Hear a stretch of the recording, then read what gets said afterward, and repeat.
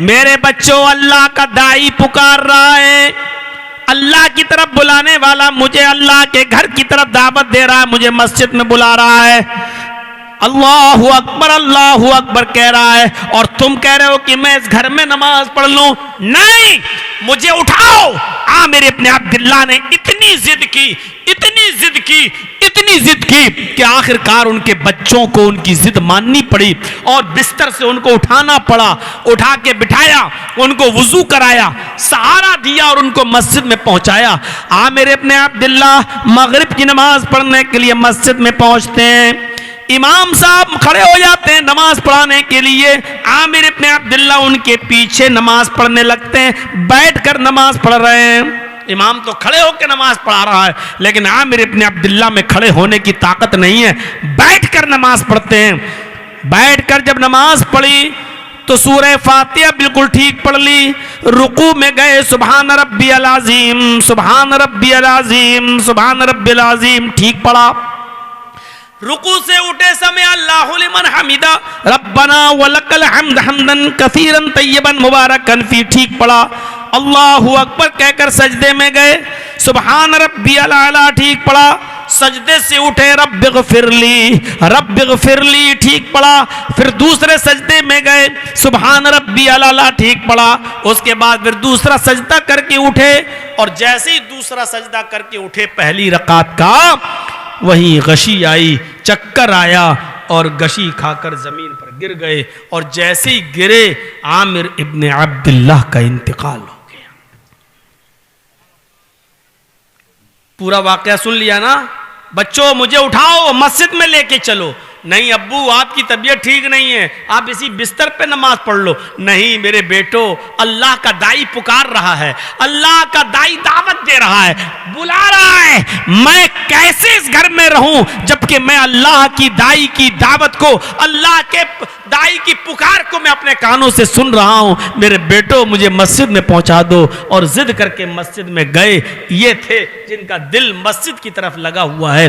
रजुलन क़ल्बुहु मुअल्लक़ुन fill मसाजिद, तीसरा वो आदमी अल्लाह के अर्श के साए में होगा जिसका दिल मस्जिद की तरफ लगा हुआ है, जिसका जहन मस्जिद की तरफ लगा हुआ है। ऐसा शख्स क़यामत के दिन अर्श के साए में होगा। तो मेरे भाइयों, 3 किस्म के लोगों को बता चुका हूं मैं।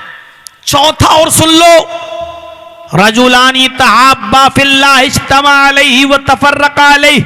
चौथा आदमी अल्लाह के अर्श के साए में वो होगा, चौथा शख्स अल्लाह के अर्श के साए में वो होगा जो किसी से दोस्ती किया होगा, मोहब्बत तो अल्लाह के लिए, और दुश्मनी किसी से करता होगा तो अल्लाह के लिए। जिसकी दोस्ती का मायार अल्लाह के लिए होगा और दुश्मनी का मायार भी अल्लाह के लिए होगा। हम आप से मोहब्बत करते हैं लेकिन जाती मफाद के लिए, आप हमसे मोहब्बत करते हैं जाती मफाद के लिए। ऐसी दोस्ती की कोई हैसियत नहीं। आपने हमारा 50,000 रुपया अपने पास रख लिया, अब जर्जी साहब आपसे कह रहे हैं कि मेरे पैसा दो, और आपने कहा साहब नहीं, और हमने आपसे दुश्मनी बांध ली, हट, हम आज के बाद तुमसे बात ही नहीं करेंगे। ये जो दुश्मनी हो रही है ये अल्लाह के लिए नहीं है, ये जाती दुश्मनी है। अब आप ये कहो कि नहीं, मैं तुम्हें कुरान और हदीस नहीं बोलने दूंगा, हम जर्जी साहब को अपने इलाके में नहीं आने देंगे, हम कुरान और हदीस नहीं बोलने देंगे, हम जलसा नहीं करने देंगे उनको। और हमने भी कह दिया चल हट, नहीं बोलेंगे तुम्हारे इलाके में। अगर तुम बोलेंगे तो हक बात बोलेंगे, बोलेंगे तो तौहीद बोलेंगे। अल्लाह के नबी ने अपनी बीवी हजरत आयशा को रोते हुए देखा तो पूछा, माँ युबकीक, आयशा तुझे किस चीज ने रुलाया? तो हजरत आयशा ने कहा, अल्लाह के रसूल, आज कयामत का तसव्वुर करके, मैदान महशर का तसव्वुर करके मैं रो दी, मेरी आंखों में आंसू आ गए। आपने फरमाया, आयशा वो चीज ही ऐसी है, कयामत का तसव्वुर करके हर कोई रोता है, उसको रोना भी चाहिए, हमें अपनी मौत को याद रखनी चाहिए। हजरत आयशा सिद्दीक़ा ने पूछा, आए अल्लाह के नबी, क्या क़यामत के दिन कोई अपने घर वालों को याद रखेगा? आप मुझे अपने घर वालों को याद रखेंगे? क्या एक बाप अपने अहलो अयाल को याद रखेगा? अपनी औलाद को, अपनी बीवी बच्चों को याद रखेगा? तो अल्लाह के नबी सल्लल्लाहु अलैहि वसल्लम ने फरमाया, आयशा, पुल सरात और मीज़ान, तराजू, जहां नेकियां और बुराइयां तौली जाएंगी, कोई किसी को याद नहीं रखेगा। जब इंसानों की नेकियां और बुराइयां तौली जाएंगी मीज़ान के पास, तराजू के करीब, वहां कोई किसी को याद नहीं करेगा। जर्जीस की नेकियां तौली जाएंगी तो जर्जीस ये चाहेगा कि जर्जीस का नेकियों का पल्ला भारी हो जाए, चाहे मेरे बाप का पल्ला उठ जाए, माँ का पल्ला उठ जाए, मेरी औलाद जहन्नम में चली जाए, मेरे बेटे जहन्नम में चले जाएं, मेरे माँ बाप भाड़ में जाएं, लेकिन मेरी नेकियां ज्यादा हो जाएं और मैं जन्नती हो जाऊं, ये तसव्वुर करेगा इंसान। तफसीर इब्ने कसीर पढ़िए, हाफिज इब्ने कसीर रहमतुल्लाह अलैह ने इस आयत की तफसीर में लिखा है कि कोई किसी को याद नहीं करेगा जब नेकियां और बुराइयां तौली जाएंगी। जब ईसा अलैहिस्सलाम की नेकियां तौली जाएंगी तो उनकी मां मरियम छिप जाएंगी, कहीं मुझसे मेरा बेटा नेकियां ना मांग बैठे। और जब मरियम की नेकियां तौली जाएंगी तो ईसा अलैहिस्सलाम छिप जाएंगे, कहीं जब ईसा अलैहिस्सलाम की नेकियां तौली जाएंगी तो मरियम छिप जाएंगी, और मरियम की नेकियां तौली जाएंगी तो ईसा छिप जाएंगे, कहीं मुझसे मेरा बेटा एक नेकी न मांग बैठे, कहीं मुझसे मेरी माँ एक नेकी न मांग बैठे। इस तराजू पर, इस मीज़ान के वक्त कोई किसी को याद नहीं करेगा, और पुल सरात पर कोई किसी को याद नहीं करेगा, क्योंकि पुल सरात से हर इंसान गुजरेगा और पुल सरात के नीचे जहन्नम होगी, यानी पुल सरात जहन्नम के ऊपर होगा। जिसने जैसे अच्छे अमल किए होंगे वो पुल सरात से गुजर जाएगा और पार हो जाएगा, और जिसने दुनिया में बुरे अमाल किए होंगे, जिसने दुनिया में बुरे अमाल किए होंगे, उसका कनेक्शन पुल सरात से गुजरते वक्त टूट जाएगा और वो जहन्नम में गिर जाएगा। पुल सरात पर गुजरते वक्त कोई किसी को याद नहीं करेगा। मेरे प्यारे साथियों, वो कयामत का दिन बड़ा खतरनाक और हौलनाक दिन होगा। अल्लाह के नबी फरमाते हैं 7 किस्म के लोगों को सुकून मिलेगा, 7 किस्म के लोगों को चैन मिलेगा। ये 7 किस्म के लोग अर्श, अल्लाह रब्बुल आलमीन के अर्श के साए में होंगे। इनके अलावा किसी को भी अर्श का साया नसीब नहीं होगा। जिनको अल्लाह के अर्श का साया मिल जाएगा बस वही चैन और सुकून के साथ होंगे, वरना हर इंसान परेशान होगा और मुसीबत में होगा। वो 50,000 साल का दिन कैसे काटेगा? वो 7 किस्म के लोग कौन हैं? आज हम अपनी तकरीर में इन 7 किस्म के लोगों का तज़किरा आपके सामने करना चाहते हैं, और हर आदमी जो यहाँ बैठा है उसको गौर करना चाहिए कि ये 7 किस्म की खूबियाँ हमारे अंदर पाई जाती हैं या नहीं, ये 7 भलाइयाँ हमारे अंदर पाई जाती हैं नहीं, ये 7 चीज़ें हमारे अंदर पाई जाती हैं नहीं। अगर पाई जाती हैं तो क़यामत का दिन हमें अर्श का साया मिलेगा, और अगर ये 7 खूबियाँ हमारे अंदर नहीं पाई जाती हैं तो क़यामत के दिन हमें अर्श का साया भी नहीं मिलेगा। जन्नत और जहन्नम तो बहुत दूर की बात है, वो तो बाद में। हम क़यामत के दिन, मुसीबत वाले दिन और परेशानी वाले दिन में भी हम नजात नहीं पा सकेंगे अगर ये 7 खूबियां हमारे अंदर नहीं पाई जाती हैं। वो 7 खूबियां क्या हैं? वअन अबी हुरैरा रज़ियल्लाहु तआला अन्हु क़ाल अलहु अनिन नबी सल्लल्लाहु अलैहि वसल्लम क़ाल सबअतुन युज़िल्लुहुमुल्लाहु फ़ी ज़िल्लिही यौमा ला ज़िल्ला इल्ला ज़िल्लुहु अल इमामुल आदिल। 7 किस्म के लोगों को अल्लाह अपने अर्श के साए में जगह देगा। उस दिन अल्लाह के अर्श के साए के अलावा कोई दूसरा साया ना होगा। उस दिन अल्लाह के अर्श के साए में पहला शख्स कौन होगा? अल इमामुल आदिल, अदलो इंसाफ करने वाला अमीर, अदलो इंसाफ करने वाला हाकिम, अदलो इंसाफ करने वाला जिम्मेदार, अदलो इंसाफ करने वाला इंसान। हम गौर करें, अदलो इंसाफ करते हैं? आप बाप हैं तो अपनी औलाद के साथ इंसाफ करते हैं? आप घर में बड़े हैं तो क्या अपने छोटों के साथ इंसाफ करते हैं? बेटों को तो जमीन और कमरे और रूम दे दिया, बेटी की शादी कर दी, एक मोटरसाइकिल दे दी और हमने समझ लिया कि बेटी अब हमारी विरासत से हट गई, निकल गई और हमें अपनी जमीन की कोई विरासत तो कोई हिस्सा हमें अपनी बेटी को नहीं देना, वो तो पराए घर की है, पराए घर चली गई। नहीं चलेगा। पहली चीज में ही हम पूरे नहीं उतर रहे हैं। कयामत के दिन अर्श का साया किसको मिलेगा? जो अदलो इंसाफ करने वाला होगा। हर इंसान जिम्मेदार है।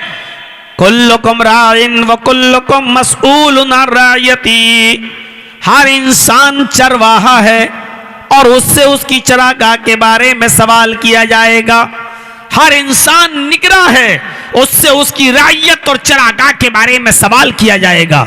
मेरे भाइयों, अगर आपके 3 बेटे और 2 बेटियां हैं, आपने बेटों को तो वरासत दे दी, बेटों को तो जमीन और जायदाद का मालिक बना दिया, लेकिन बेटियों को शादी करके उनके घर भेज दिया और अपनी वरासत में बेटियों को कुछ नहीं दिया। उनके बारे में आपने लोगों को कुछ नहीं कहा, वसीयत नहीं की कि नहीं, कुरान और हदीस के मुताबिक मेरे इंतकाल के बाद वरासत तकसीम होनी चाहिए। जितना हक बेटों का बनता उतना बेटों को दो, जितना बेटियों का बनता उतना बेटियों को दो, जितना बहन का बनता उतना बहन को दो। अगर आपने ऐसा नहीं किया तो कयामत के दिन हमें और आपको अर्श का साया नसीब नहीं होगा। वो 50,000 साल का दिन होगा और हम दुनिया में आदल इंसाफ नहीं करेंगे, हमें अल्लाह के यहां आदल साया नसीब नहीं होगा। हजरत उमर फारूक रजी अल्लाह ताला अन्हु अमीर थे, अमीरुल मोमिनीन, लेकिन अदलो इंसाफ से वो काम किया करते थे। अपनी औलाद के साथ अदलो इंसाफ, अपनी रियाया के साथ अदलो इंसाफ। खुद जनाब मोहम्मद रसूलुल्लाह सल्लल्लाहु अलैहि वसल्लम की जिंदगी का मुताला कीजिए। आपकी पूरी जिंदगी अदलो इंसाफ के साथ गुजरी। हजरत नौमान इब्न बशीर फरमाते हैं कि मुझे मेरे बाप मोहम्मद रसूलुल्लाह सल्लल्लाहु अलैहि वसल्लम के पास ले गए और कहने लगे, अय अल्लाह के रसूल, ये नौमान मेरा बेटा है, हाज़ा इब्नी, ये मेरा लख्ते जिगर है, ये मेरा बेटा है और मेरे पास एक बगीचा है, मेरे पास एक बाग है, वो बाग मैं अपने बेटे को तोहफे में देना चाहता हूं। अल्लाह के नबी सल्लल्लाहु अलैहि वसल्लम ने फरमाया, ठीक है, तुम्हारे और भी बेटे हैं? फरमाया, हां, और भी बच्चे हैं मेरे। अल्लाह के नबी ने कहा, क्या उनको भी एक एक बाग तोहफे में दे रहे हो? हजरत बशीर ने फरमाया, नहीं अय अल्लाह के रसूल, मैं सिर्फ अपने इस बेटे को नौमान को दे रहा हूं, बस, और किसी को नहीं दे रहा हूं। मेरे और भी बेटे हैं, लेकिन मैं बाग, सिर्फ गार्डन बाग सिर्फ अपने इस बेटे को दे रहा हूं। अल्लाह के नबी सल्लल्लाहु अलैहि वसल्लम ने फरमाया, फिर मैं गवाह नहीं बनता, मैं हराम और नाजायज और जुल्म और ज्यादती पर गवाह नहीं बनता। तो मैं बाग देना तो हर एक बेटे को तोहफे में दो, और अगर नहीं देना है उनको तो अपने इस बेटे को भी मत दो। हजरत नौमान कहते हैं कि मेरे बाप ने जब ये सुना कि अल्लाह के नबी ने फरमाया बगीचा बाग देना ही है तो सबको दो, और अगर नहीं देना है तो अपने इस बेटे से भी वापस ले लो, मैं जुल्म पर गवाह नहीं बनता। जैसे अल्लाह के नबी ने यह फरमाया, फिर मेरे बाप ने मुझे भी वो बाग नहीं दिया, और अल्लाह के रसूल किसी गलत चीज पर गवाह भी नहीं बने। तो अदल और इंसाफ बहुत जरूरी है। अदल और इंसाफ बहुत जरूरी है। नबी अकरम सल्लल्लाहु अलैहि वसल्लम के पास एक ऐसी औरत का किस्सा आया, एक ऐसी औरत का मामला आया जिसने चोरी की थी, जो कबीले बनु मखजूम की लड़की थी फातिमा। उसने जो चीज चुराई थी वो हद को पहुंच रही थी। अल्लाह के नबी ने फरमाया, ठीक है, इस औरत का हाथ काट डालो। कहा, अल्लाह के नबी, बड़े अमीर घर की लड़की है, बहुत ऊंचे खानदान की औरत है, अगर उसका हाथ काट डाला गया तो हम इलाके में कहीं ना चेहरा दिखाने के लायक नहीं होंगे। हम पूरे शहरों बस्ती में और हमारे इलाके में हम चेहरा दिखाने के लायक, पूरी इस्लाम का जनाजा निकल जाएगा। इसलिए अल्लाह के रसूल उसका हाथ ना काटा जाए। बहुत ऊंचे और इज्जतदार घराने की औरत है। अल्लाह के नबी सल्लल्लाहु अलैहि वसल्लम ने फरमाया, पहले जमाने के लोग इसीलिए हलाको बर्बाद कर दिए गए कि उनके यहाँ जब कोई गरीब आदमी जुर्म करता था तो उसको सजा दी जाती थी, और जब उनके अमीर कोई गलत काम किया करते थे तो उनको छोड़ दिया जाता था। इसी दोगली पॉलिसी ने उनको हलाक और बर्बाद कर दिया। लिहाजा हमारे मजहब में ऐसा नहीं होगा। अमीर घर की लड़की है फिर भी उसका हाथ काटा जाएगा, और कबीले बनु मखजूम की उस लड़की फातिमा का हाथ काट डाला गया। बड़ी रुसवाई, बड़ी जिल्लत, लोगों ने ताने मारे। नबी अकरम सल्लल्लाहु अलैहि वसल्लम से कहा गया, अल्लाह के रसूल, समाज में अब हमारी कोई इज्जत नहीं रही, लोग ताने मार रहे हैं। इतने अमीर और इतने रईस और इतने इज्जतदार घर की लड़की को भी नहीं छोड़ा गया और उसका भी हाथ काट डाला गया। तो अल्लाह के नबी ने जो जवाब दिया वो जवाब ये था, लौ अन्न फातिमा बिन्त मोहम्मद सरकत लक़तअतु यदहा। अरे वो तो बनु मखजूम की लड़की है फातिमा, उसका हाथ काटा गया है। अगर उसकी जगह पर मेरी अपनी बेटी होती, मोहम्मद की बेटी फातिमा होती और वो चोरी करती तो मैं अपनी बेटी फातिमा का हाथ भी काट डालता। वल्लाही लौ अन्न फातिमा बिन्त मोहम्मद सरकत, अगर फातिमा बिन्त मोहम्मद ने चोरी की होती लक़तअतु यदहा, तो उसका भी हाथ काट दिया जाता, उसका भी हाथ में काट देता। अब आप अंदाजा लगाइए मेरे प्यारे साथियों, अदल और इंसाफ कितनी बड़ी चीज है। अल्लाह के नबी ने फरमाया, अदल और इंसाफ करने वाला शख्स कयामत के दिन अर्श इलाही के साए में होगा।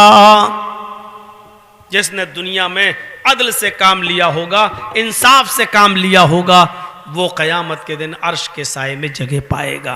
एक चीज, 7 चीजें हैं। पहली चीज हो गई। आइए दूसरी चीज पर हम जरा रोशनी डालते हैं। पहली चीज हो गई, जो अदल और इंसाफ करेगा दुनिया में, कयामत के दिन वो अल्लाह के अर्श के साए में होगा। उस दिन अर्श के साए के अलावा कोई दूसरा साया नसीब नहीं होगा। वशाबुन नशा फी इबादत रब्बिही, दूसरा वो शख्स अल्लाह के अर्श के साए में होगा, वो जवान आदमी जिसने 24 घंटे अपनी जवानी को अल्लाह की इबादत में लगाए रखा। वशाबुन नशा फी इबादत रब्बी, जो अपने रब की इबादत में अपनी जवानी को लगा रहा है। हर किस्म की इबादत है और वो खाली नहीं जाने देता, कर रहा है। रमजान का महीना आता है, रोजे रखता है, जुमे का दिन आता है, पहली सफ में और सबसे पहले पहुंचने की कोशिश करता है। हज का मौसम आता है, हज करता है। वो अपनी पूरी जिंदगी को अल्लाह की इबादत में लगाए हुए हैं। जो अल्लाह की इबादत में अपनी जिंदगी को लगाए हुए, ऐसा शख्स कयामत के दिन अल्लाह के अर्श के साए में होगा। इबादत किसको कहते हैं? बंदगी को, नौकरी को, गुलामी को। अल्लाह और उसके रसूल की बात को फौरन तस्लीम कर लेना, मिनवान जैसे अल्लाह के नबी की जबान से निकला फौरन उसको मान लेना, यह इबादत कहलाता है। नबी के हुक्म पर अपने आप को कुर्बान कर देना इबादत कहलाता है। नबी मिन हैसुर रसूल जब बोले तो आपके हर हुक्म को मान लेना इबादत कहलाता है। हजरत हंजला, कौन नहीं जानता हजरत हंजला की जिंदगी के बारे में, किसको पता नहीं है? मेरे भाइयों, आज शादी होती है, असर के बाद उनका निकाह होता है, मगरिब के बाद लड़की के घर वालों ने अपनी बेटी को हजरत हंजला के साथ विदा कर दिया। ईशा की नमाज के वक्त में उनको लेकर अपने घर पहुंचे। होता ही है जब किसी लड़की की शादी होती है तो जब ससुराल जाती है तो ससुराल वाले भी कुछ देर तक, वहां की औरतें और लड़कियां आती हैं और नई नवेली दुल्हन का दीदार करती हैं, थोड़ी बहुत देर देखती हैं। ऐसे ही हजरत हंजला की बीवी जब रुखसत होकर अपने घर से हंजला के घर आईं तो गांव की मोहल्ले की औरतें उनको देखने के लिए आईं। और ऐसे ही रात का 10-11 बजा होगा आज के वक्त के हिसाब से। उसके बाद में उनको उनके शौहर के कमरे में कर दिया, पहुंचा दिया गया। हजरत हंजला भी अपनी बीवी के रूम में चले जाते हैं। जब हजरत हंजला अपनी बीवी के रूम में जाते हैं, थोड़ी देर उन दोनों के दरमियान प्यार और मोहब्बत की बातें होती हैं, दिल लगी की बातें होती हैं। और फिर उन दोनों ने शब जुफाफ मनाई। पहली रात थी, हजरत हंजला ने अपनी बीवी के साथ शब जुफाफ बनाई।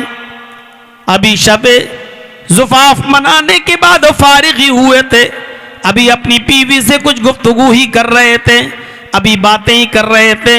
इतने में अनाउंसमेंट होता है, एक घुड़सवार उसी गांव में जाता है और घोड़े पर दौड़ता हुआ ऐलान करता है, आए लोगों, ये आखिरी ऐलान है, इस ऐलान के बाद अब कोई दूसरा ऐलान नहीं होगा।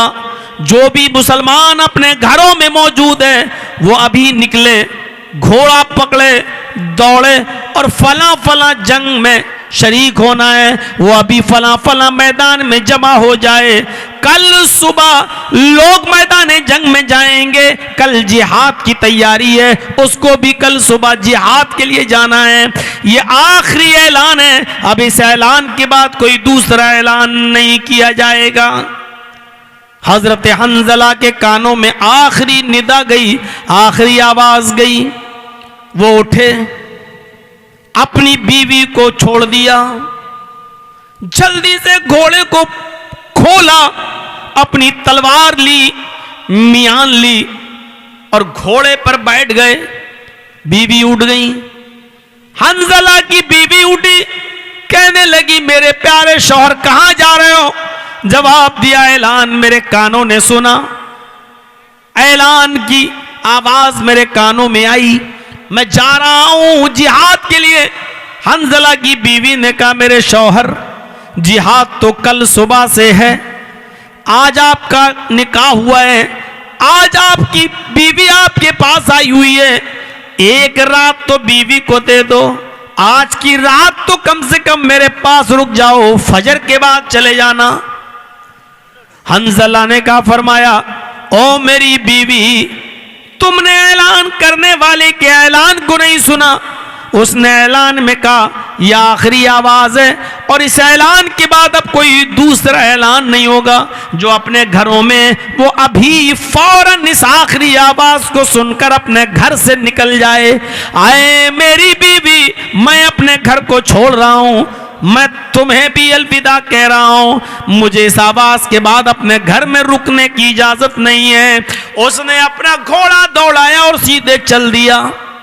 आप अंदाजा लगाएंगे, असर के बाद निकाह हुआ, मगरिब के बाद बीवी घर में आई, इशा के बाद अपनी बीवी से मिले और रात के 12 बजे मैदान जिहाद के लिए और जंग के लिए निकल गए। 24 घंटे भी वो अपनी बीवी के साथ नहीं रहे, एक दिन एक रात भी वो अपनी बीवी के साथ नहीं रहे। कुर्बानी देखिए, जवान शख्स फौरन मैदान जिहाद में शामिल हुआ। सुबह फजर की नमाज के बाद काफिला निकला, मोर्चा संभाला। हजरत हंजला ने भी मोर्चा संभाला और कई काफिरों की गर्दनों को काटकर फासिले जहन्नम किया। लड़ते लड़ते लड़ते लड़ते हंजला की गर्दन पर भी तलवार चल गई और हंजला भी शहीद हो गए। उसी जंग के अंदर हंजला को भी कत्ल कर दिया गया। अब जो चीज मैं बताने जा रहा हूं उस चीज पर जरा गौर कीजिएगा। हंजला मैदान जंग में कत्ल कर दिए गए, हंजला को शहीद कर दिया गया। और जब शहीदों को दफनाया जाने लगा, जब जंग खत्म हो गई, लाशें इकट्ठी की गई और अल्लाह के नबी सल्लल्लाहु अलैहि वसल्लम ने कहा चलो इन लाशों को दफनाया जाए। तो ये हुआ कि ये लाशें इनके रिश्तेदारों को बुलाया जाए ताकि आखिरी मर्तबा कम से कम अपने शहीद रिश्तेदारों का चेहरा तो देख लें। अल्लाह के नबी ने सबको मौका दिया हो, तुम्हारे फला फला करीबी लोगों का शहीद कर दिया गया, उनको आओ और उनको एक मर्तबा देख लो। सब आए, हंजला की बीवी भी आई। हंजला की बीवी को भी पता चला मेरा शौहर मैदान जंग में कत्ल कर दिया गया, तो हंजला की बीवी भी आई। सब अपने अपने रिश्तेदारों के चेहरों को देखने लगे और उसके बाद दफनाने का हुक्म हो गया। शहीद जिन कपड़ों में शहीद होता है उन्हीं कपड़ों में दफनाया जाता है, शहीद को नया कफन नहीं पहनाया जाता। याद रखिएगा, शहीद की नमाज जनाजा नहीं पढ़ी जाती और शहीद को उन्हीं कपड़ों में दफन किया जाता जिन कपड़ों में वो शहीद होता, और शहीद को गुस्ल नहीं दिया जाता। अल्लाह के नबी सल्लल्लाहु अलैहि वसल्लम एक एक करके हर एक शहीद को कब्र में उतार रहे हैं।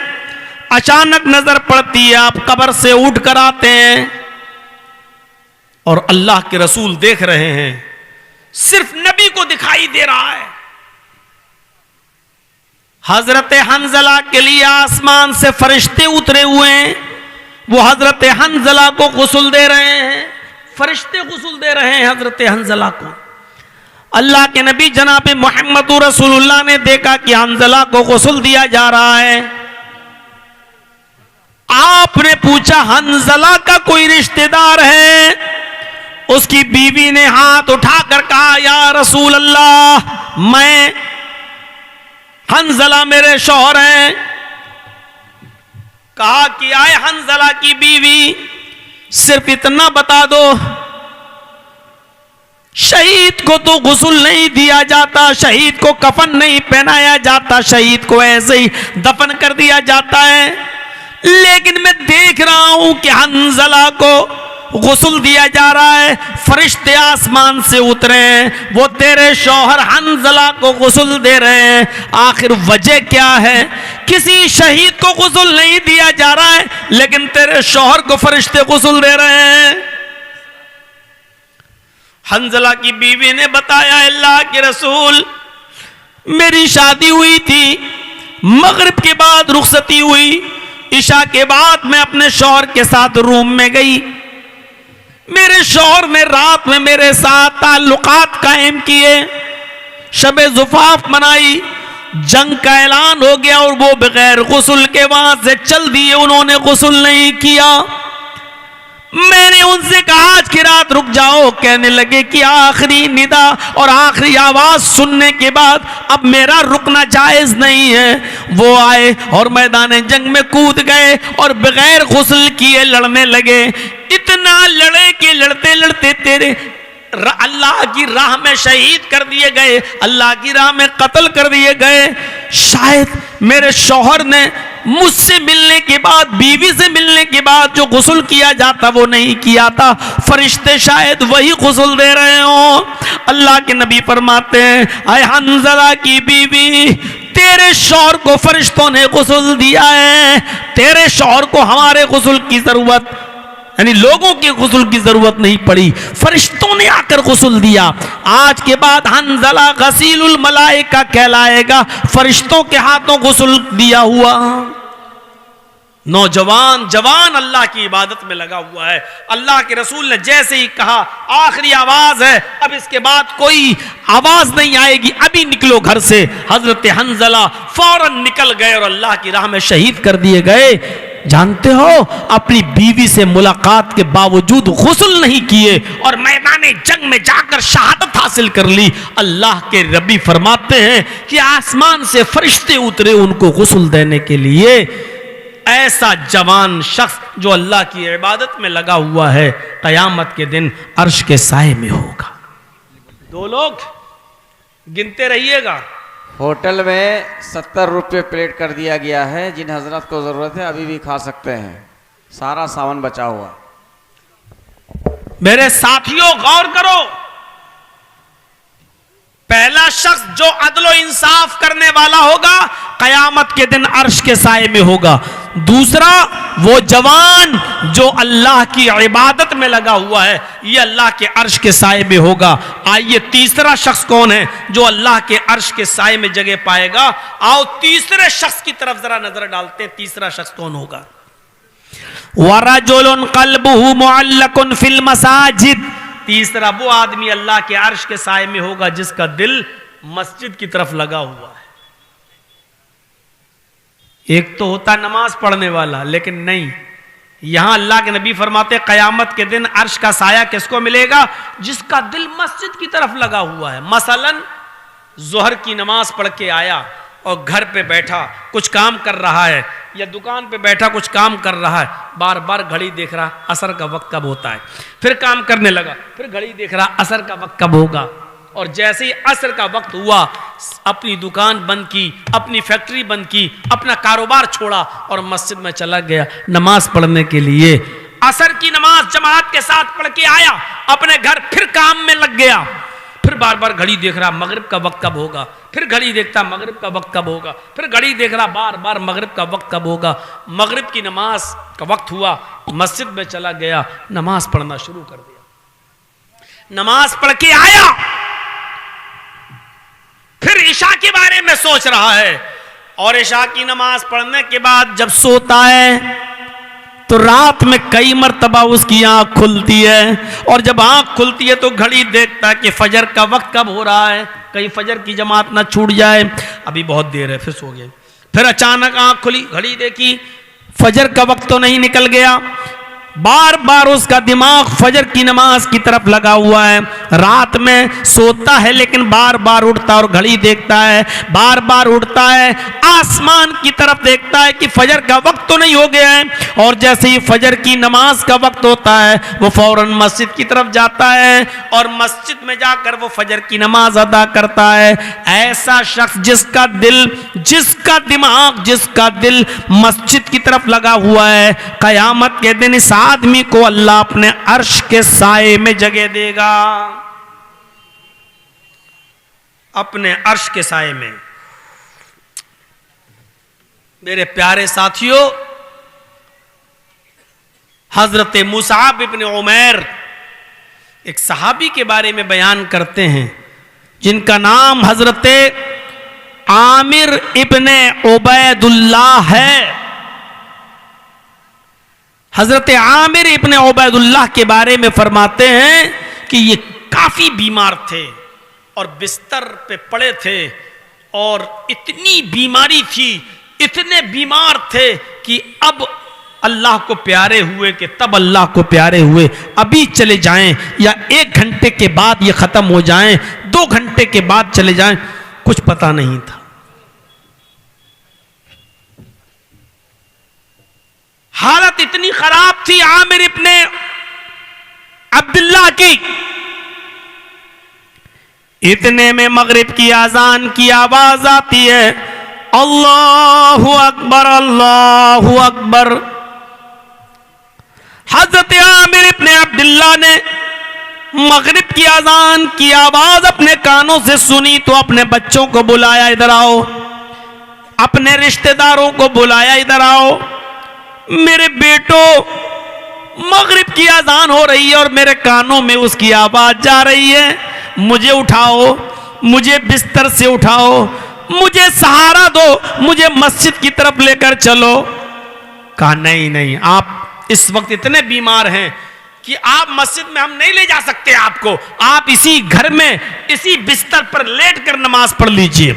हजरत आमिर इब्ने अब्दुल्लाह ने जो जवाब दिया, नौजवानों सुनो, आमिर इब्ने अब्दुल्लाह कहते हैं मेरे बच्चों, अल्लाह का दाई पुकार रहा है, अल्लाह की तरफ बुलाने वाला मुझे अल्लाह के घर की तरफ दावत दे रहा है, मुझे मस्जिद में बुला रहा है, अल्लाहु अकबर, अल्लाहु अकबर कह रहा है, और तुम कह रहे हो कि मैं इस घर में नमाज पढ़ लूं? नहीं, मुझे उठाओ। आमिर इब्ने अब्दुल्लाह ने इतनी जिद की, इतनी जिद की, इतनी जिद की कि आखिरकार उनके बच्चों को उनकी जिद माननी पड़ी और बिस्तर से उनको उठाना पड़ा।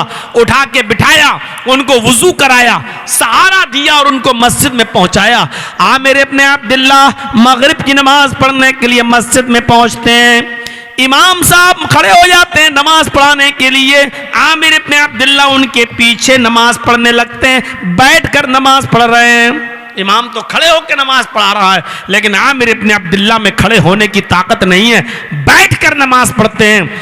बैठकर जब नमाज पढ़ी तो सूरह फातिहा बिल्कुल ठीक पढ़ ली, रुकू में गए सुभान रब्बियल अज़ीम, सुभान रब्बियल अज़ीम, सुभान रब्बियल अज़ीम ठीक पढ़ा। रुकू से उठे समय अल्लाहु लिमन हमिदा रब्बना वलकल हम्द हम्दन कसीरन तय्यबन मुबारकन फी ठीक पढ़ा। अल्लाहु अकबर कहकर सजदे में गए, सुभान रब्बियल आला ठीक पढ़ा। सजदे से उठे रब्बिगफिरली ठीक पढ़ा। फिर दूसरे सजदे में गए, सुभान रब्बियल आला ठीक पढ़ा।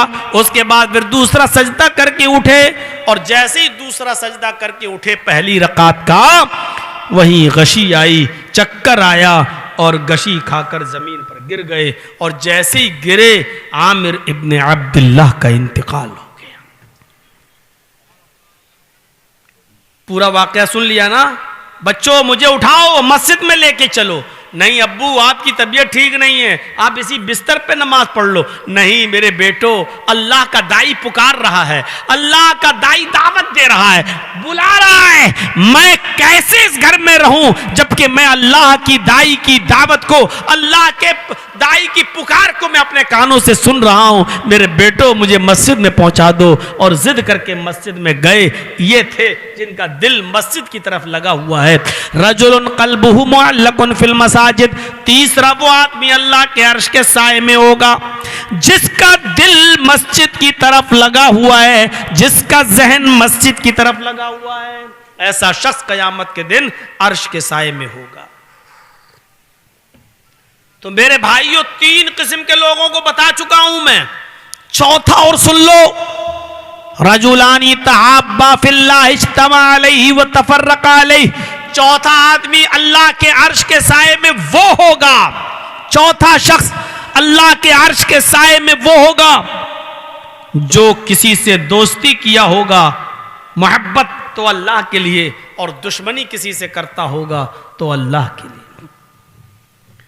जिसकी दोस्ती का मायार अल्लाह के लिए होगा और दुश्मनी का मायार भी अल्लाह के लिए होगा। हम आप से मोहब्बत करते हैं लेकिन जाती मफाद के लिए, आप हमसे मोहब्बत करते हैं जाती मफाद के लिए। ऐसी दोस्ती की कोई हैसियत नहीं।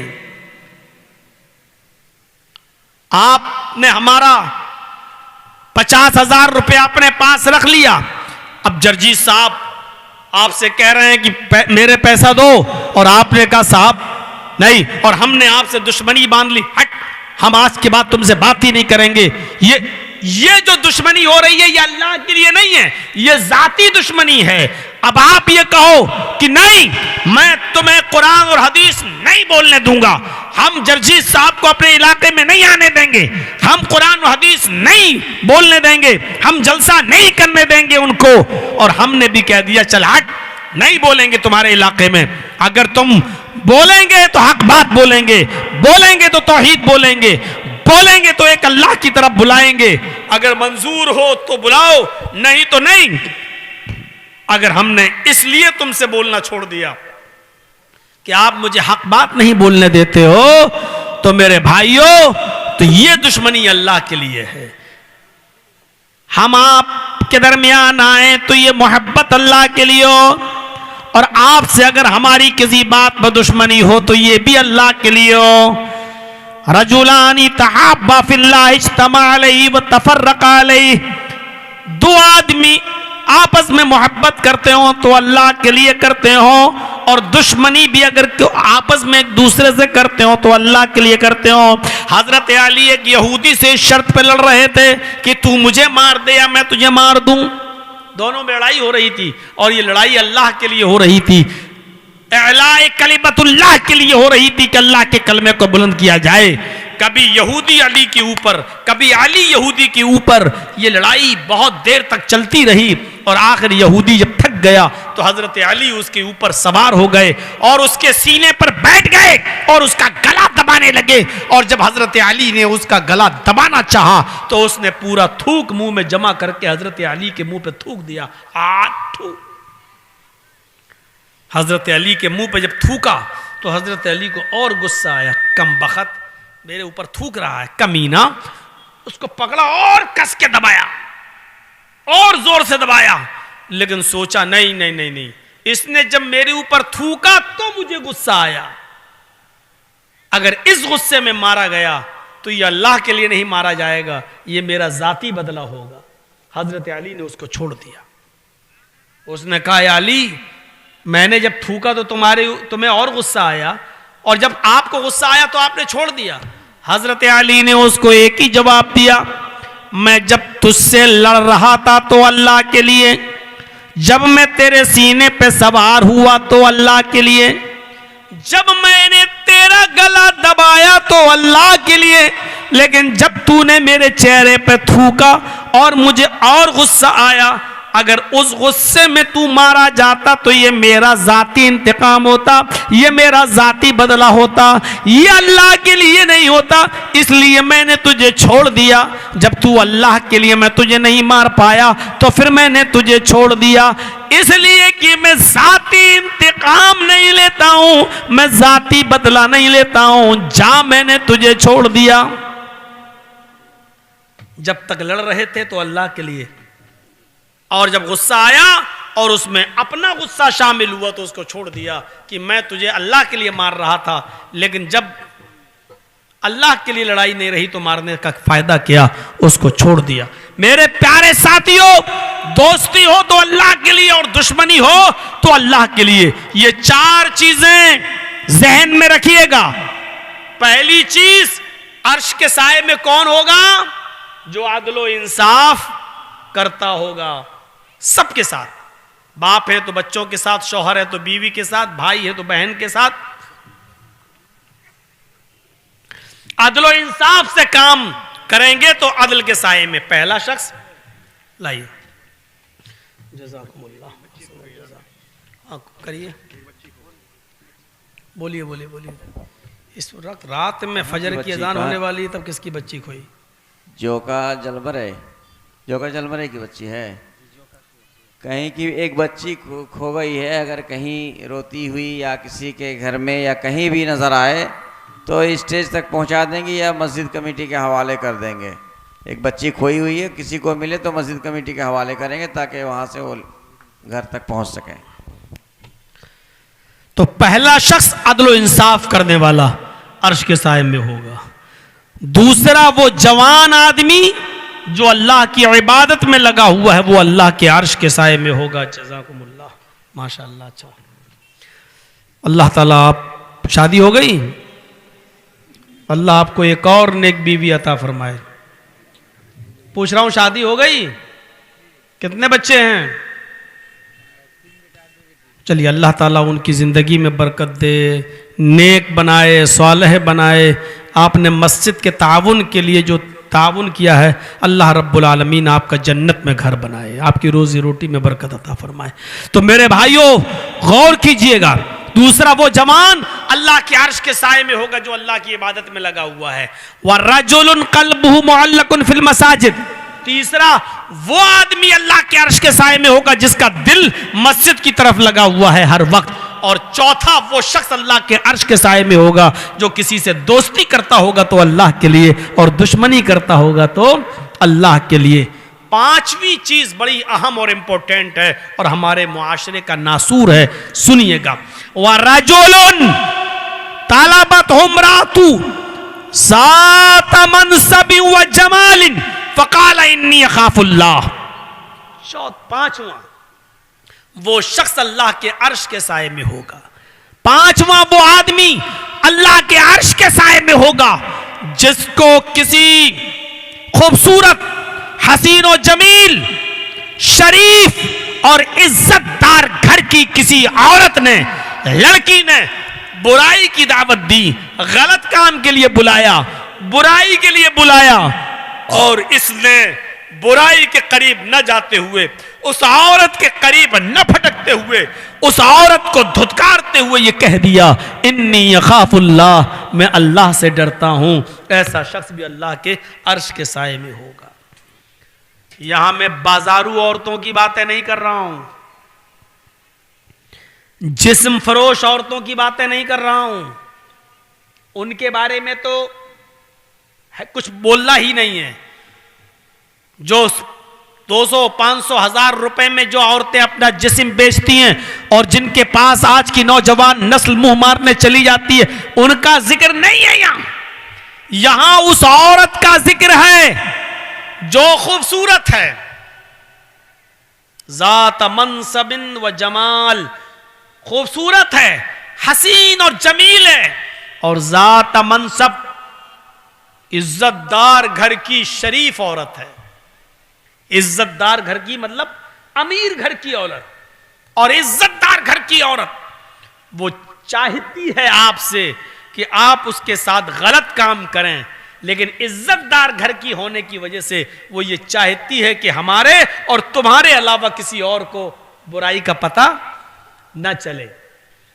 ऐसी औरत के बारे में जो चाहती है कि आपसे हर किस्म का ताल्लुक तो रखें, लेकिन मेरे शौहर को भी पता ना चले, मेरे घर के किसी आदमी को भी पता ना चले, और वो पैसे वाली भी है, आपको गलत काम करने पर वो आपको पैसा भी देती है, आपके ऊपर पैसा भी खर्च करती है, और इतने इज्जतदार घर की औरत है कि उसका शौहर घर से बाहर जाता है तो वो आपको तन्हाई का मौका भी देती है। वो कहती है रूम भी हमारा, कमरा भी हमारा, तन्हाई भी हम देंगे, और हमारे साथ गलत काम करोगे तो हम पैसा भी तुम्हें देंगे।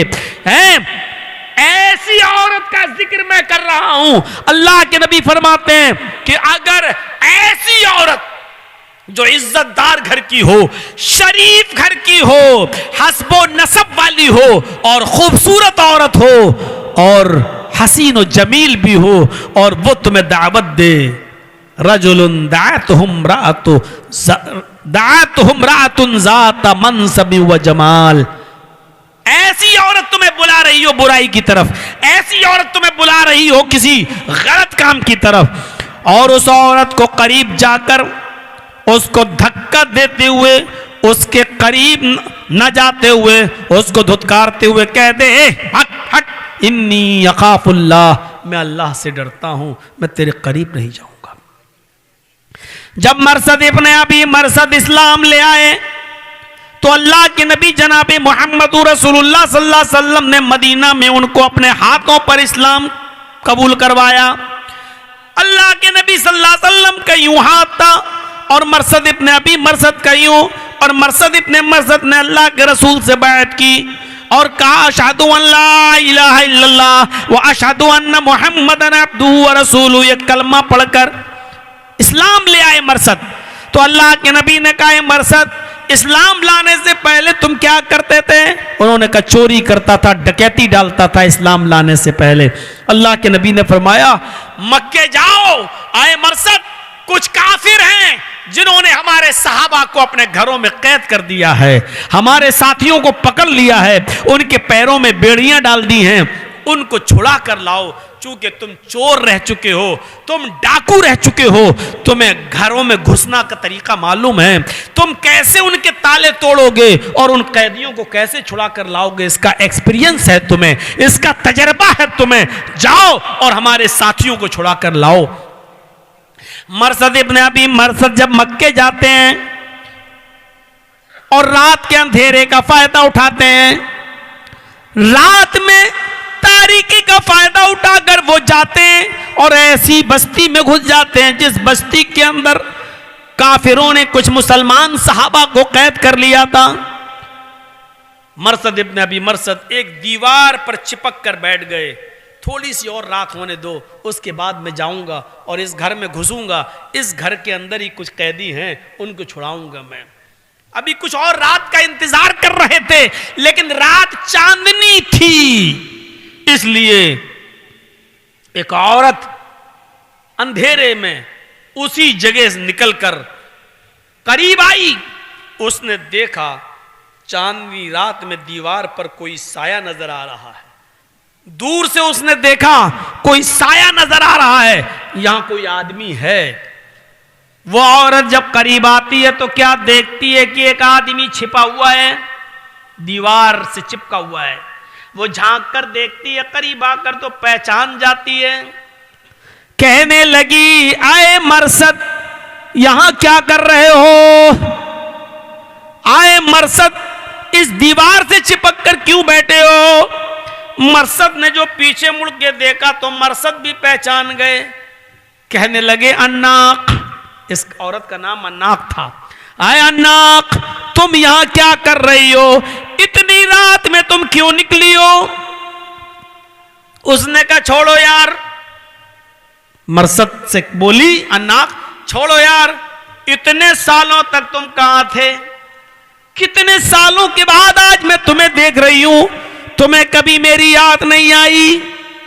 अरे मरसद, आओ चलो, रात का बाकी हिस्सा मेरे घर में हम गुजारते हैं, सालों की यादें ताजा करते हैं। आओ, हम तुम्हें अपनी आगोश में सुलाते हैं। आओ चलो मेरे पास, तन्हाई है, कोई नहीं है मेरे घर में, मैं अकेली रहती हूं। आओ हम तुम्हें अपने घर में लेके चलते हैं। उसने जैसी मरसद का हाथ पकड़ा, मरसद ने उस औरत के हाथ को फटकार दिया, ऐसे धत्कार दिया, झटक दिया। आया नाक, इस हाथ को दूर कर ले, और अपना हाथ छिपाने लगे ऐसे। अरे नाक, ये क्या कर रही हो? उसने कहा कि तुमने मेरा हाथ झड़क दिया। कल तक तुम इसी हाथ से मेरा हाथ दबाते थे, कल तक इसी हाथ से तुम मुझे मसलते थे, कल तक इसी हाथ से तुम मुझे रौंदते थे, और आज मेरे हाथ को झटक रहे हो। आए मरसद। मरसद कहने लगे, नाक जिद न करो, तुम जाओ यहां से। आया नाक, तुम्हें नहीं मालूम मैं इस्लाम ला चुका हूं। आया नाक, मैं मोहम्मद रसूलुल्लाह सल्लल्लाहु अलैहि वसल्लम पर ईमान ला चुका हूं। आया नाक, इन हाथों ने मोहम्मद रसूलुल्लाह के हाथों को छू लिया है। आया नाक, इन हाथों ने मोहम्मद रसूलुल्लाह सल्लल्लाहु अलैहि वसल्लम के हाथों से मुसाफा कर लिया है। अब इतनी प्यारे और पाक हाथ छूने के बाद अब ये हाथ किसी नापाक चीज को नहीं पकड़ सकते। आया नाक, तुम जाओ, अब इन हाथों से ये उम्मीद मत रखना कि ये तुम्हारे हाथ में आएंगे। अच्छा, तो तुम मुसलमान हो चुके हो और इतनी रात में यहां चोरी करने आए हो? इतनी रात में यहां चोरी?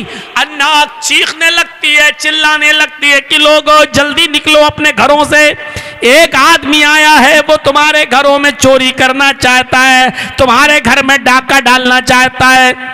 अन्नाक की आवाज सुनकर उस इलाके के गांव की बस्ती के लोग उठ गए, और जैसे ही उठे वो दौड़ते हुए आए।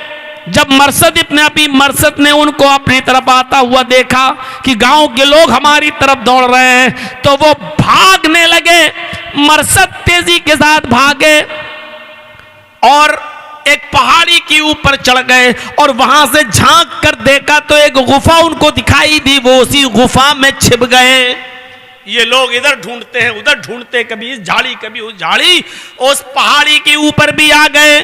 और जैसे ही उस पहाड़ी के ऊपर चढ़ गए जिसकी गुफा में मरसद छिपे थे, हजरत मरसद इब्ने अबी मरसद का बयान है कि इन काफिरों ने मेरे पहाड़ी के ऊपर खड़े होकर इन्होंने पेशाब किया। ऊपर पहाड़ी पर खड़े होकर इन्होंने पेशाब किया। अल्लाह की कसम, वो पेशाब कर रहे थे और उनका पेशाब मेरे सर पर आ रहा था, उनका पेशाब मेरे सर पे गिर रहा था, लेकिन मैं हिलने डुलने की कोशिश नहीं कर रहा था। मैंने जुम्बिश नहीं की। अगर हिलूंगा डुलूंगा तो ये हमें देख लेंगे, और अगर इन्होंने हमें देख लिया, अगर इन्होंने हमें देख लिया तो अच्छा नहीं होगा। इन्होंने अगर हमें देख लिया तो हम पकड़े जाएंगे। मरसद इब्ने अबी मरसद कहते, कसम में उस साथ की जिसके कब्जे में मेरी जान है, वो पेशाब कर रहे थे और उनका पेशाब मेरे ऊपर गिर रहा था, लेकिन मैं हिला डुला नहीं। थोड़ी देर के बाद वो सब वहां से चले गए, अन्नाक भी चली गई। मैं गुफा से बाहर निकला और पहाड़ी के ऊपर आया। मैंने दाएं बाएं देखा, जब देख लिया कि कोई नहीं है, थोड़ी देर और इंतजार किया। जब मैं समझ गया कि ये सब अपने अपने घरों में जाकर सो गए, तब मैं निकला और फिर मैं एक घर में घुसा। और घर में घुसने के बाद मैंने नकब लगाया। उस घर में घुसने के बाद एक आदमी को मैंने उठाया, एक सहाबी को मैंने उठाया जिस पर काफिर जुल्म कर रहे थे, लेकिन वो इतना मोटा और इतना भारी आदमी था कि उसको मैं अपनी पीठ पर लाद कर लाता था तो बार बार मैं थक जाता था। वो काफी भारी था जो मुझे थका देता था, लेकिन मैं उसको लेकर निकल कर लाने में कामयाब रहा। और जब हम उसको जंगल से बाहर निकाल दिए तब उसके पैरों की बेड़ियों को तोड़ा और उसके बाद में हम उसको मक्के से मदीना लाए, अल्लाह के नबी की खिदमत में पेश कर दिया। अल्लाह के नबी ने मुझे दुआ दी। फिर नमाज का वक्त आया, मैंने नमाज पढ़ी अल्लाह के नबी के पीछे। उसके बाद मैंने कहा, अल्लाह के नबी अगर आज मैं आपसे कुछ मांगू तो क्या आप मुझे देंगे? अल्लाह के नबी ने फरमाया, आए मरसद क्या मांगते हो, बताओ क्या चीज है, क्या मांगना चाहते हो? तो मरसद इब्न अबी मरसद ने जो चीज मांगी वो गौर कीजिए। फरमाया, अल्लाह के रसूल आज मुझे मेरी पुरानी मोहब्बत मिल गई। जब मैं मक्के गया तो रात के अंधेरे में नाक आ गई, उसने मुझे पहचान लिया, मैंने उसे पहचान लिया। अय अल्लाह के रसूल उससे मेरी पुरानी आशनाई थी, पुरानी दोस्ती थी, पुरानी मोहब्बत थी। मैं उसके साथ कई मर्तबा रंग रलियां मना चुका हूं, मैं उसके साथ कई मर्तबा मिल भी चुका हूं। वो न मुझे भूल पाती है न मैं उसे भूल पाता हूं। अय अल्लाह के नबी मुझे इजाजत दीजिए कि मैं अन्नाक से निकाह कर लूं। क्या मैं अन्नाक को अपनी बीवी नहीं बना सकता? क्या अन्नाक के साथ निकाह करके क्या मैं उसे अपने घर नहीं ला सकता? अल्लाह के नबी ने फरमाया, आए मरसद तुम इस्लाम ला चुके हो, तुम मोमिन हो चुके हो और किसी भी अहले ईमान के लिए एक बदचलन फाहिशा औरत और मुशरिका औरत जायज नहीं है। अज़ानियतु ला यनकिहु इल्ला ज़ानियतन नौ ज़ानी नौ मुशरिक।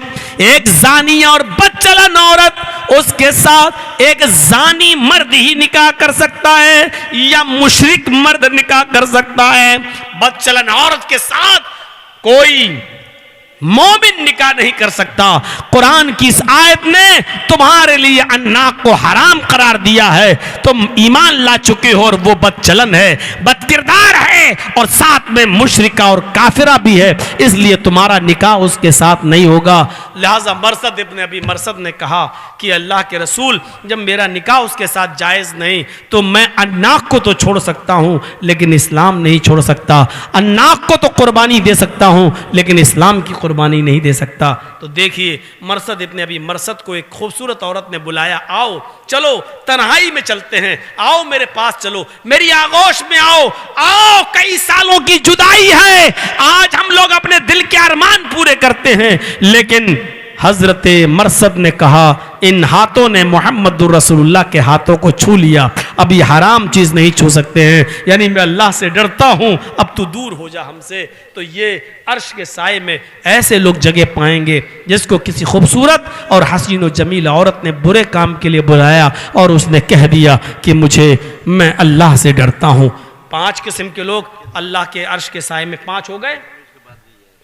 रजुलुन तसद्दक़ बिस्सदक़तिन, छठा शख्स जिसने, ऐसा आदमी जिसने सदका और खैरात किया चुपके से, इतने चुपके से सदका किया, ला तालमा शिमालुहु मा तुनफिकु यदु मा तुनफिकु यमीनु, कि दाएं हाथ से उसने क्या दिया बाएं हाथ को भी खबर ना हो। ये जो बोला जाता है दाएं हाथ से दो बाएं हाथ को भी खबर ना हो, ये जानते हो क्या चीज है ये? इसका मतलब है कि अगर शौहर किसी की मदद कर रहा है तो इतने चुपके से मदद करे कि बीवी को भी पता ना चले। अगर बाप किसी गरीब की मदद कर रहा है तो इतने चुपके से करे कि उसकी औलाद तक को पता ना चले। बेटा किसी गरीब की मदद कर रहा है तो इतने चुपके से करे कि उसके बाप को भी पता ना चले। भाई अगर किसी की मदद कर रहा है तो इतने चुपके से करे कि उसके बहन को भी पता ना चले। बहन मदद कर रही है किसी गरीब औरत की तो ऐसी चुपके से मदद करे कि उसके भाई को भी पता ना चले, यानी खामोशी के साथ। यह है सदका और खैरात करने का हुक्म। यहां तो 10 आदमी को रोजा इफ्तार भी कराते हैं तो उसकी भी हम व्हाट्सएप वीडियो बनाते हैं और व्हाट्सएप पे डालते हैं कि आज हमने 10 लोगों को रोजा इफ्तार कराया है। दुआ करना अल्लाह ताला हाँ हमारे रोजों को कबूल फरमा ले। हमें एक मर्तबा उम्रा करने का मौका मिल जाए तो खाने काबा के सामने खड़े होकर सेल्फी खींचते हैं और व्हाट्सएप पे दुआ का ऐलान करते हैं, अल्लाह ने मुझे उम्रे की तौफीक दी, दुआ करना अल्लाह ताला हमारे उम्रे को कबूल कर ले। अरे बेगैरत, जितना तू लोगों से दुआएं करवा रहा है उतना अगर तूने खाने काबा का गिलाफ पकड़कर अल्लाह के सामने गिरा कर दुआ की होती तो अल्लाह ने तुझे माफ कर दिया होता। रिया और नमूद और दिखावा तेरी जिंदगी में इतना आया कि कुर्बानी का बकरा भी खरीदता है तो उसका भी फोटो व्हाट्सएप पे डालकर मैंने 20,000 का बकरा खरीदा, दुआ करना अल्लाह हमारी कुर्बानी को कबूल कर ले। ये रिया और नमूद आज हमारी सोसाइटी और मुआशरे में दाखिल हो चुका है।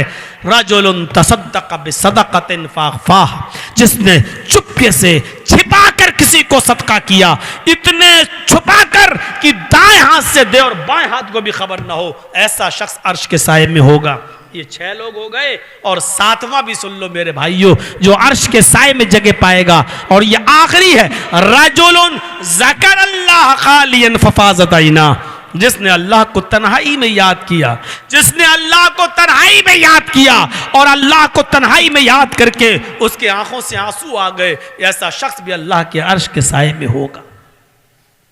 मस्जिद में रात जाग रहे हैं, इबादत कर रहे हैं, शब कदर है, मस्जिद में जाग रहे हैं, दुआ मांग रहे हैं, सब लोग देख रहे हैं दुआ मांगते हुए, वहां रो रहे हैं आप, ये दुआ काम की नहीं है। सबके सामने रोना और सबके सामने आंसू बहाना मेरे भाइयों नहीं। अल्लाह के नबी ने फरमाया तन्हाई में, रात के अंदर अंधेरे में उठो, बीवी सो रही है सोने दो, बच्चे सो रहे हैं सोने दो, चुपके से उठो, वुजू बनाओ, दूसरे रूम में चले जाओ, लाइट बंद रहने दो, कमरा अंदर से बंद कर लो, मुसल्ला बिछाओ, 2 रकात नफिल नमाज पढ़ो, दुआ मांगो, अल्लाह को याद करो, जहन्नम का खौफ, अजाब कब्र का डर, ये सब सोचो और उसके बाद में तन्हाई में अल्लाह को याद करके आंखों से आंसू आ जाएं तो ऐसा शख्स अल्लाह के अर्श के साये में होगा। अल्लाह के नबी नमाज पढ़ रहे, सजदे में रो रहे हैं, अचानक हजरत आयशा उठती हैं, उनका हाथ सजदे की जगह पे अल्लाह के रसूल को ढूंढती हैं, कहां चले गए हैं? हुजरा बहुत बड़ा नहीं था, ऐसी जमीन टटोलती हैं तो क्या देखती हैं कि जिस जगह नबी ने सजदा किया वो जगह तर है, आंसुओं से वो जगह भीग गई है, गीली हो गई है। इतना रोते थे अल्लाह के नबी जनाब मोहम्मद रसूलुल्लाह। नबी को रोने की क्या जरूरत, वो तो बख्शे बख्शाए हैं, जन्नती है, लेकिन फिर भी अल्लाह को याद करके रो रहे हैं, अल्लाह को याद करके रो रहे हैं। और हजरत आयशा ने एक बार कहा था, आए अल्लाह के नबी आप इतना लंबा कयाम करते कि आपके पैरों में वरम आ जाता है, आप तो जन्नती हैं, अल्लाह ने आपके अगले पिछले सारे गुनाहों को माफ कर दिया है, फिर आप अल्लाह की इतनी इबादत क्यों करते हैं? फरमाया फला कुना अब्दन शकूरा, आयशा क्या मैं अल्लाह ताला का शुक्रगुजार बंदा न बनूं? आयशा क्या मैं अल्लाह ताला का एक फरमा बरदार बंदा न बनूं? इन्नमल मोमिनून अल्लज़ीना इज़ा ज़ुकिरल्लाहु वजिलत क़ुलूबुहुम, मोमिन तो वो हैं, मोमिन तो वो हैं कि जब उनके सामने अल्लाह का नाम लिया जाए, वजिलत कुलूबुहुम, तो उनका दिल थर्रा जाए, उनका दिल कांप जाए। मोमिन तो उनको कहा जाता है कि अल्लाह का नाम और अल्लाह का जिक्र जिनके सामने हो तो उनके दिल थर्रा उठें, उनके दिल कांप उठें। अल्लाह के नबी फरमाते हैं लौ तालमून मा आलम लज़हिक्तुम कलीलन व लबकैतुम कसीरा। जहन्नम देखकर मैं आया हूं, जहन्नम को अल्लाह ताला ने मुझे दिखाया है, जहन्नम को अल्लाह ताला ने मुझे दिखाया है, मैंने जहन्नम देखी है, जहन्नम के जो हालात मैं जानता हूं, अगर वो मैं तुम्हें बता दूं, जो मुझे मालूम है वो तुम्हें मालूम हो जाए, जो जहन्नम के बारे में मैं जानता हूं अगर वो तुम जान जाओ, लज़हिक्तुम कलीलन व लबकैतुम कसीरा, तो दुनिया में तुम्हें हंसी कम आएगी और रोना ज्यादा आएगा, और रोते रोते तुम अपनी जिंदगी खत्म कर दोगे, रोते रोते तुम अपनी जिंदगी को खत्म कर दोगे। तो ये सातवां आदमी अल्लाह के अर्श के साए में होगा जिसने अल्लाह को तन्हाई में याद किया और तन्हाई में याद करके वो अल्लाह के खौफ से रो दिया, ऐसा शख्स भी अल्लाह के अर्श के साए में होगा। तो ये 7 खूबियां अपने अंदर पैदा कीजिए। अल्लाह से मैं दुआ करता हूं कि अल्लाह ताला हमें ये 7 खूबियां अपने अंदर पैदा करने की तौफीक अता फरमा। और अल्लाह जब 7 खूबियां हमारे अंदर पैदा हो जाएं तो क़यामत के दिन उन खुशनसीब लोगों में हमारा भी शुमार फरमा ले जिनको तू अपने अर्श के साए में जगह अता फरमा। जब तक तू हमें जिंदा रख, इस्लाम पे जिंदा रखना, और जब खात्मा हो तो ईमान पर हमारा खात्मा फरमाना। फजर की अजान में ज्यादा वक्त नहीं रह गया है, इसलिए मेरे साथियों मैं यहां 5 मिनट के लिए 10 मिनट के लिए आपके सामने बैठा हूं। ताउन कम हो पाया, मस्जिद का जो चंदा होना चाहिए वो उतना नहीं हो पाया। मेरी आपसे गुजारिश है कि अगर आप मुझसे मोहब्बत करते हैं और अल्लाह के लिए करते हैं तो इस मस्जिद के लिए मेरे हाथ पर भी कुछ ताउन करते जाइए, और मैं देखता हूं कि आप मेरे हाथ पे इस मस्जिद के लिए क्या देते हैं। अल्लाह तबारक व तआला आपको इस मस्जिद का ताउन करने की तौफीक अता फरमाए और उसको कबूल भी फरमाए। 5 मिनट में आप जितना जल्दी से जल्दी लाकर दे सकते हैं दें, अल्लाह ताला आपको इसका पूरा पूरा अजर अज़ीम अता फरमाएगा। सलामु अलैकुम व रहमतुल्लाहि व बरकातुहू। अब ये वक्त नहीं है, लीजिए जल्दी 5 मिनट में जल्दी जल्दी हो सके दो।